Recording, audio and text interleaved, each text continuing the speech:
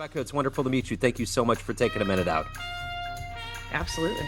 So, before we get into your world of work and your book, I want to know first and foremost, 5 years ago, one of the biggest things to quake through our existence was the pandemic of 2020.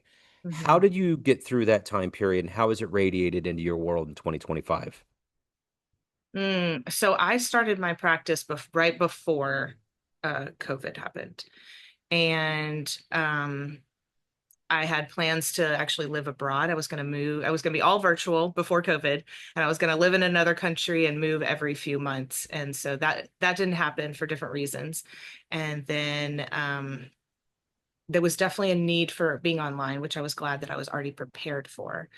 But what I found was that, and every state had different regulations, but Texas was a little more open. So people wanted to be in the office, not just online, because everything was online, right? So I got a tiny little office and started seeing people in person. And we started with masks for a while and just processed through because it was a very different thing as a therapist um, to go through something. It's not as common, I should say, to go through something along with everybody else. Usually like the therapist has their own life and the client has their own life, and they don't have a whole lot of intersection unless there is, like a big catastrophe um, or global thing. So it made it a lot more challenging in some ways and a lot more where we had a common ground, like we understood each other, like I'm going through something, you're going through something. So it presented an opportunity to have division and or unity. And Yeah. so I found that a lot of other therapists and clients um, really, I mean, we all needed to be there for each other and support each other so that we're not feeling as isolated as we are in our homes Yeah. virtually. Yeah. So let's hone in on the central focus of your work today. I'm going to put you in front of a bunch of 12-year-old kids at career day. Kid in the back of the Okay. room is like, "Hey, what do you do for a living?" What's your answer? I get to sit in an air conditioned place and hang out with people and listen to what's going on with them, the highs and the lows, and help them figure out how to pursue healing and pursue fun and the things that they want to in life. So like how you guys are thinking about what do you want to be when you grow up? Sometimes as adults, things have happened and we forget that what we wanted to do and our passions and the things that um, brought gave us life and spark in us. And so I help people to rediscover that. So speaking of that spark and being in that very same seat when you were a kid, what was your dream job? Was it to do this? Did you have a vision of what your life was going to be? Question. So in high school is probably when I started even knowing that there was a role like this as a counselor. My friends would call me their psychologist, and I just loved the psychology classes, and I pursued that. I didn't. I did. This is actually my third career because I didn't want to get a master's when I was I was, I'm in high school. I'm like, oh, my parents got a bachelor's. That's all I'm going to do. I didn't ever think that I was capable of doing that. But before that, I had all kinds of aspirations. I wanted to be a figure skater. I wanted to be an actress, an FBI agent, undercover FBI agent. So, and Yeah, I haven't done the figure skating too right. much as an adult, but I did. I was at Goodwill recently and there was a pair of figure skates in my size. And so I was like, why not? They're not super expensive. So we'll see where that takes me. That's awesome because it's never too late. Let me ask you this. No, absolutely. How have you grounded yourself and protected yourself? Because you got to dig into some heavy things with your clients. What has been kind of that practice that you've instilled in you to stay focused, to help your clients, but to also keep your soul healthy? That is a really good question. And I'm just going to back up for counseling programs. Not all counseling programs encourage their students to receive counseling, but I think it is, even if they don't encourage it, it is definitely, I mean, like we need to know what our blind spots are so that it does not impact clients in unhelpful ways. Yeah. So what I'm doing, what it's shifted, right? As I've grown and healed from things in my own life, and clients teach us, right? Just like people in our lives, our families, friends, neighbors, we learn from our experiences. So it's shifted along the way. Where it's at now is a lot more being in nature, which, people just say. And it's something that I grew up with. I would go on walks with my dad, like around the neighborhood and like little parks and stuff like that. But now I'm getting back into having time more to myself, if as much as I can, that's in a healthy way, not an escapism. And just going on walks, trying not to have like a podcast on, just trying to be in the moment, right? Like in the present moment, like people talk about. And that has solidified even more how important that is as I've been writing a book about healing time, because we need to create the time to heal from things, and not have to wait for that. So I'm, uh, turning off the radio, paying attention more as I'm walking places, even if it's just from the car to the store, trying less to be on my phone, connect with others, be curious about what I like, what I used to like. Yeah. So speaking of your book, Healing Time, how long has this been in the works, and how did you finally decide you were going to sit down and write this book? So my dad's side is a family of writers. Like both my grandparents on my dad's side have written things. And so I kind of grew up with it on that side. And then at the moment, both siblings and my dad are writing books. And I've wanted to write things for a long time, but it was kind of like how you're like, oh, that'd be cool if I blah, blah, blah. Like it was way off there. Yeah. And then I had a business coach, and she wrote a book, and Andrea Libros, and I saw her go through that process. And then I was at one of her workshops, and the publisher, Nicole Gebhardt, was there from Niche Pressworks, and just had our lunch break together and just heard what she did, and told her some of my thoughts and ideas, and could that work, and how does all this work? So it morphed. I didn't really fully know what I was writing about, but you kind of, I don't know if that, I feel like it's true for a lot of people, but it writes itself in some ways as you're writing it, and you're Yeah. going through this journey too. So I started it officially. I met with Nicole in January of 24, and then signed the contract and started the process officially May of last year, May 31st. So Okay. they're really good about setting you up for success and deadlines and keeping you on track, because most of the time people are writing books and it doesn't ever get published, Yeah. unless it's posthumously. So what in the process of writing, you learn a lot of things, but most importantly, you learn things about yourself that you may not have known before. What was the big discovery? What did you learn about yourself and through this process of writing this book?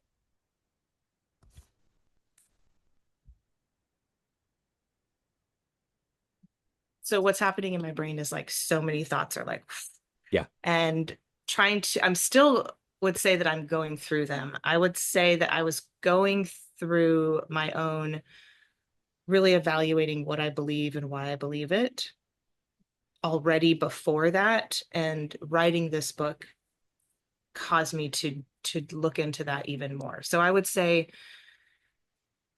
the easiest way to explain it is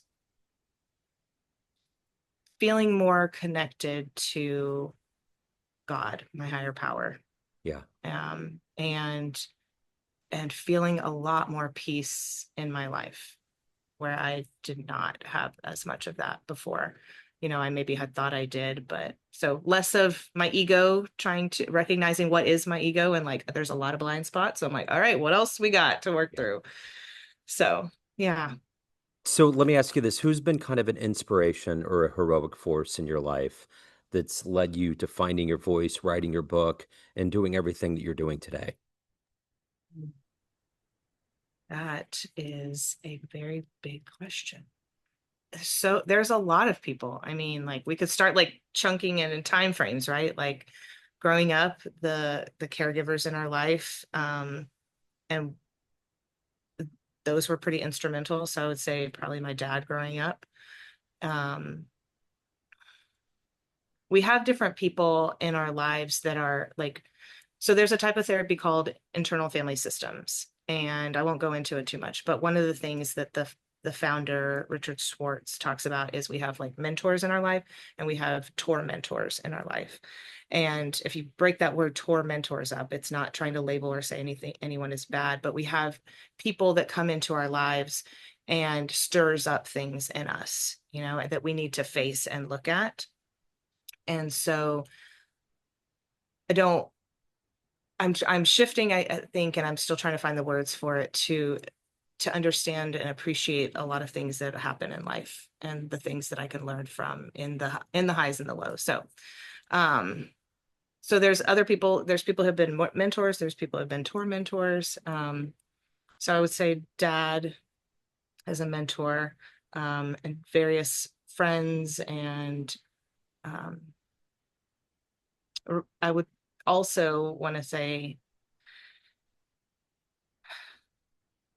not to sound like cheesy or anything, but the higher power in my relationship with figuring out what that is, Yeah. like we all are, whether we are pursuing it or not pursuing it or believe in it or not believe in it. It's an aspect that, we discuss as humans or try to avoid Yeah. sometimes. So, um, a friend of mine is also my massage therapist, Greg. He has also been really powerful just in the thoughts and ideas and that he's shared as he's grown and healed in his own life. So very grateful for that. So if you can meet one person alive on the planet right now, whether they're doing your work or they're a writer or anybody that you would love to meet and talk to that might help you on your journey, who would that be? Anyone? Anyone. Okay, wait, phrase it again because I want to make sure that I heard it all. Yeah. So if you could meet anybody on the planet right now that might help you on your journey, whether they inspired you, they're writers, they're in your field or otherwise, anybody out there that might help you, who would that be? Hmm. Okay. There's two names that come to mind that I follow on social media and I listen to their work is the Diary of a CEO Okay. and Mel Robbins with the Let Them. I think it would be really fun to just sit and have a discussion about time and concepts of time of different cultures and how just they're really good at asking questions. And so I Yeah. think that would be fun. Yeah, for And I'd sure. learn so much. Yeah, absolutely. So let me ask you this. If you were to have a dream tonight, you ran into the 18-year-old version of you that's formulating this idea of what you want to do with your life, your career, and you could give that version of you a piece of advice based on this life you've lived, the wisdom you've accumulated, what advice would you impart on that young version of you?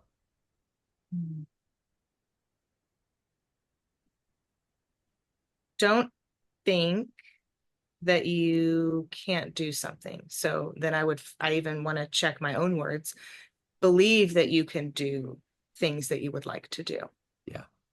and like pursue that. So even now I'm just shifting my words. I'm recognizing the power of my words that I'm saying out loud and they're coming back into my own ears, into my own head. So like, am I wanting to stay that way? If I'm saying don't think this way, right? I'm thinking the negative, or do I want to phrase it? So even just that shift, I would probably do with 18-year-old me and actually change it in front of her to see like I'm still learning, you're still learning. Have grace and compassion for yourself. Keep being curious. You're not you're not too much with your questions that you have. Enjoy life. Don't forget that, even when Yeah. it's hard. Yeah.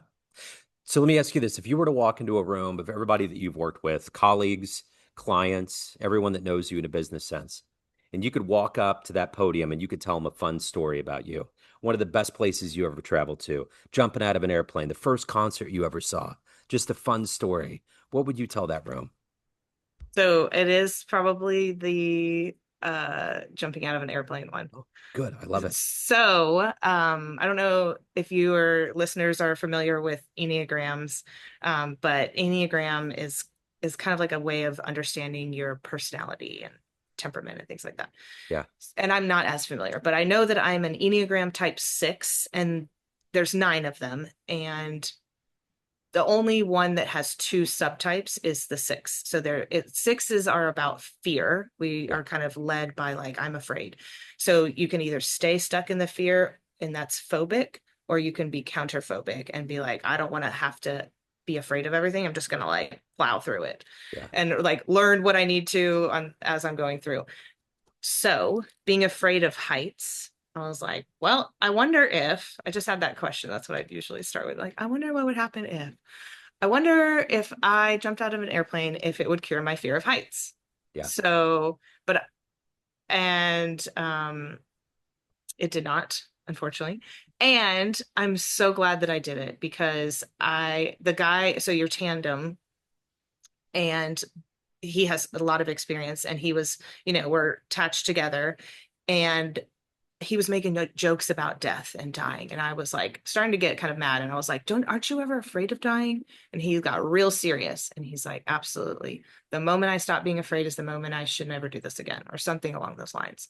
Yeah. And that has stuck with me. That was, I think, in 2011, maybe. That Wow. stuck with me, or 2012. And I think about that, like the reverence and sacred fear, whatever you want to call it, for life and what he's doing, but he's having fun in it. And that all of those can be at the same time together in that way was really helpful. Like I felt safe with him so that he could joke, but also like, no, I want you to know, Rebecca, like I take this seriously. Yeah. He's like, I'm the only one who will fold up my parachutes and your parachute. I don't let anyone talk to me during that time. So I was like, huh, okay. So he can make jokes about, Yeah. dying in that sense. So I blacked out because I remember being on the plane and I remember falling, but I don't remember the in between. There's a picture of it, but I don't remember it. Oh, wow. And so then I'm falling and I'm like, oh my gosh, I'm really doing this. And it's like so much wind and all of that. And then you're in the parachute, like he lets me help him do the parachute. The parachute comes up and it's surreal. It's like the quietest thing you've ever heard, if you Yeah. will. And you're just like, oh my gosh. And I did it in Hawaii. So if someone's going to do Oh, it in a beautiful place if you can. But regardless, just do it if you've been thinking about doing it. Don't wait, right? yeah. Healing time. Now is the time. Don't put it off. And then so you're over the ocean in the plane, and then they end up on land, because they know what they're doing. And then he landed just so well. You hear about landings not being so graceful, but he was coming in and then up and down, and then just perfectly. Wow. And then I just collapsed and I just laughed because it's like Yeah. so much Oh, adrenaline and yeah. energy. And then you're just like kind of, I felt like I laid on the ground and just kind of collapsed from all of that adrenaline. Yeah. And I just laughed and I'm like, what did I just do? I did that, right? So Yeah. I was proud of myself and had so That's much fun. totally cool. I've asked this question a lot, and I've always thrown out the airplane. You're the first one that's jumped out of an airplane. I love it. I totally love it. So it was meant to be. So, Yes. of all of these journeys you've been through in life, everything you've accomplished, and more importantly, evolved to, what are you the proudest of? Mhm.